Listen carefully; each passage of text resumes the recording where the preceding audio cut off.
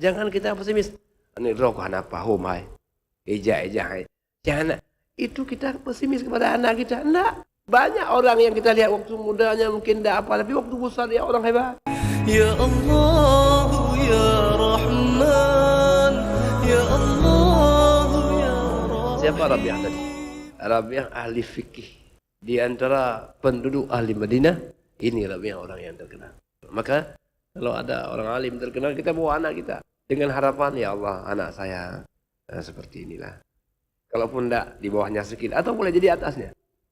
Kita punya sebuah keinginan. Jadi makanya jamaah rahmatullah ada namanya tafaul. Optimisme kita. Kenapa anak-anak itu diberikan nama yang baik?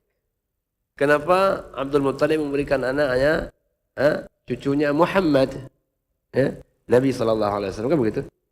Waktu disampaikan, wahai Abdul Muttalib, anakmu, cucumu sudah lahir. Senang beliau. Jadi kesenangan itu membuat beliau luar biasa. Mengambil Nabi di bawah putaran Ka'bah, dia berkata, ini namanya Muhammad. Apa makna? Ini orang akan dipuji orang di masa depannya. Akhlaknya, puji pekertinya. Nah, rupanya jemaah yang dirahmati Allah, optimisme kita kepada anak kita. Jangan kita pesimis. Ini roh anak pahum hai. Eja hai. Jangan. Itu kita pesimis kepada anak kita. Enggak. Banyak orang yang kita lihat waktu mudanya mungkin tidak apa, tapi waktu besar dia orang hebat. Jadi kita menitipkan kepada anak kita sebuah harapan masa depan kita. Karena anak kita itulah kita yang sebenarnya.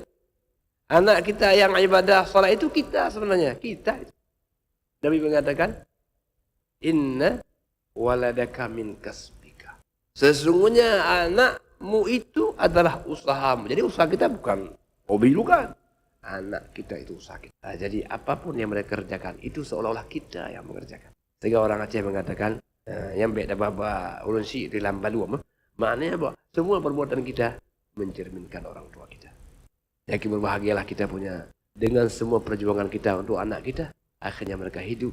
Dan amal mereka merupakan bahagian dari amal kita yang sangat penting. Hei, tayo dah acok anak mian, dah antat ku. Kemudian antar nasi lagi, capek kita. Tapi capek kita tidak sia-sia. Karena mereka sebenarnya adalah kita yang sebenarnya.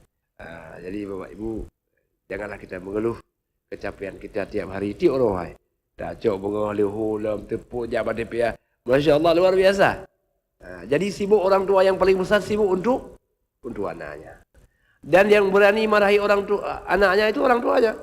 Yang berani memarahi orang tuanya siapa? Anaknya. Tidak ada orang lain yang paling berani. Kita adalah sopir mereka. Ya, cepat sikit. Wah, diperintahkan oleh anak kita, Masya Allah. Tidak apa-apa anak, yang penting kau berbahagia. Yang penting kau berhasil. Ayahmu rela menjadi sopir engkau. Rela untuk menyiapkan semua kebutuhan kepada engkau. Asal kau suatu saat nanti menjadi orang yang soleh. Doamu adalah untuk ya Rahman, ya Allah.